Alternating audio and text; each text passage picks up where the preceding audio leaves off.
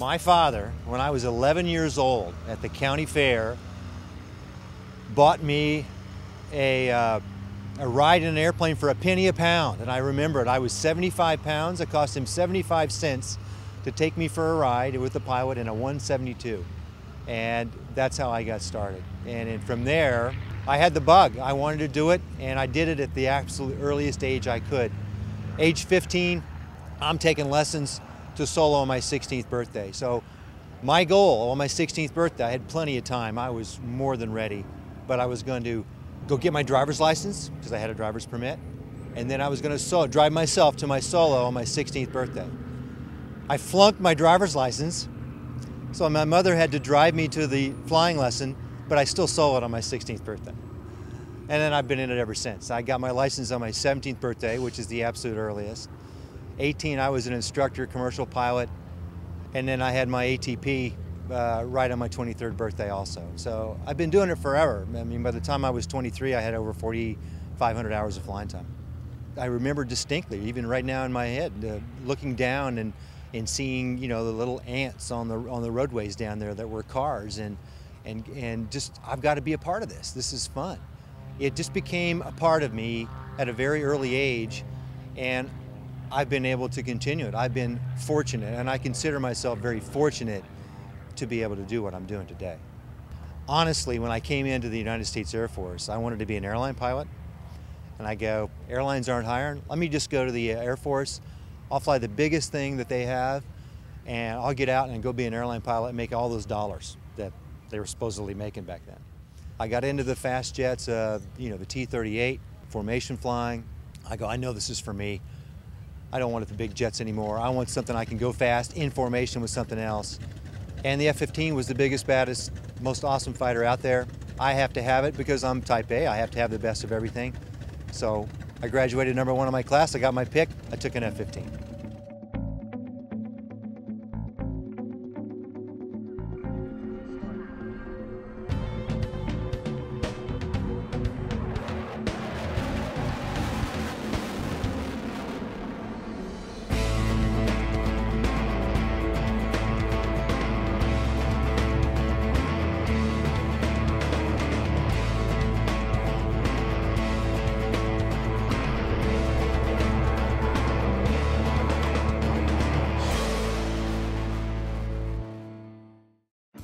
Integra Release 9 sets a new standard with the easiest to use pilot interface in all of general aviation. Access to any of Release 9's powerful capabilities is as simple as pressing the desired bidirectional page key. Pressing the same key in a desired direction navigates to the clearly labeled tabs with no more guessing as to what a given pilot input would do. Avidyne's Integra Release 9 is the next generation in fully integrated flight deck technology, and the easiest to use page and tab user interface is just one of the many benefits designed to make your flying easier and safer. One of the most rewarding things I've ever done in my life. I became commander of the 82nd Aerial Target Squadron at Tyndall Air Force Base. They had F-4s among one of their airframes. I, as the commander, was checked out in the F-4. I had over 3,400 hours of F-15 time. Oh, it had been in my life for 20 years, and now I transitioned backwards in evolution. When I first started it, I go, I'm not sure how this is going to be. I'm not sure I'm going to like this, but once I got in it, even though it's a harder airplane to fly, I go, this is history. What an opportunity for me to do this. So when I became commander, I had all these F-4s on the ramp. I go, there's no better way to do it than put a paint job on the F-4s for every decade they flew. So I was going to paint 4 of them, so I put a 60s Vietnam camo white belly. I put a 70s paint job on them, I put an 80s paint job on them, and I put a 90s paint job, which was the last decade they flew. And then, after the paint jobs, campaigned very hard to get them in the heritage flight.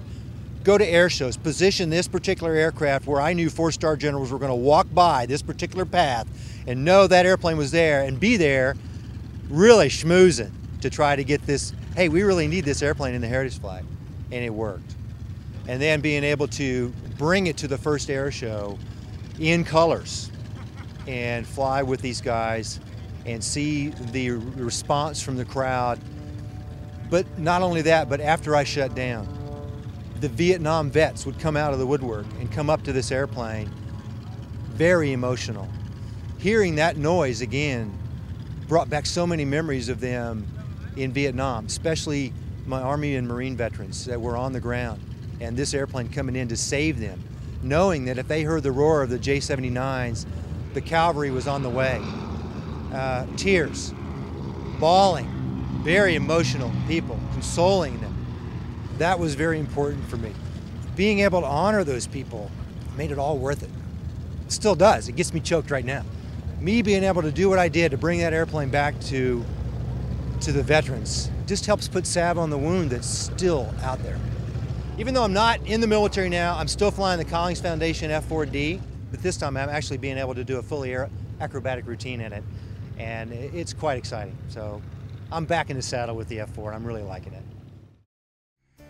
Cirrus Design's Vision SJ50 single-engine personal jet offers exceptional fuel efficiency, flexible seating for up to 7, advanced avionics, and all the Cirrus safety features you expect, including the Cirrus airframe parachute system. With its V-tail design, the Cirrus Vision is technologically advanced, yet engineered to be simple to fly, to allow owner pilots more lifestyle pursuits than any other personal aircraft. Learn more about the Vision SJ50 at cirrusdesign.com. You're going to see excitement. You're going to see happiness.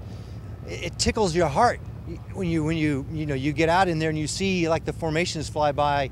I mean, I'm involved in the T-28s. Just to see a massive T-28s out there, it gets a flutter in your body. Oh, this is great. This is exciting. That's what we do for people. That's what air shows are about, in my mind. You've got the aerobatics, the Michael Goulians, the Sean Tuckers, those type of guys flying, the Kirby Shamlins. Then you've got the Warbirds, and then you've got putting the Warbirds together in the Heritage Flight. It's something for everybody. Everybody gets their heart tickled. It's great. Being involved with a group of like-minded people, mission-oriented, common goal, is something that stays with you forever. So to go into the air show flying with people like Dale Snodgrass and other great people that I've flown formation with and been involved in this industry with, it's just an extension of what I did in the military. We're not going to combat. We don't have combat stress on us, but we have different kind of stress. We have perfection stress, and everybody rises up to that. And it's all about working within that group and getting the job done and entertaining these fine people that come out to see us. Perfectionism leads to stress. I mean, it's not combat stress like we did in the military, but it's the butterflies you get before every show. You'll walk by a performer area and you'll see people walking through their routine. They know their routine cold. They don't need to walk it to figure it out. They're getting the butterflies under control. They're going through the motions and they're flying it in their head. So they de-stress a little bit, or they get on the edge. They get their game face on and they're ready to go perform. And you'll never get a question answered when a guy's in that mode. When it's time for show, we're working it in our head. That's the kind of stress I'm talking about. It's the stress I thrive on. I love it.